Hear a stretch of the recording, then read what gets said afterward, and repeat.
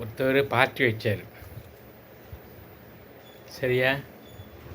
ஆனால் அவனுக்கு மட்டும் அழைச்சிட்டு போய் கடையில் வாங்கி கொடுத்துட்டு எனக்கு பொட்டலத்தை போட்டு வாங்கி கொடுத்துட்டாரு. என்ன பிரியாணின்னு கேட்டார். நான் மட்டன் பிரியாணி வேணும்னு சொன்னேன்.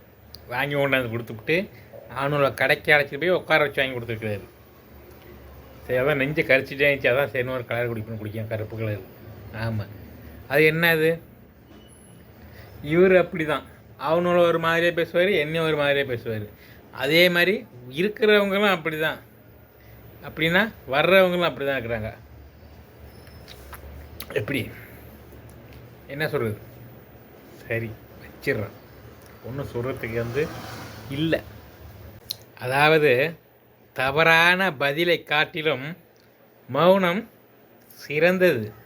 ஆமாம், அதாவது எதிரியை விட நாக்கையே அதிகம் அடக்க வேண்டும்.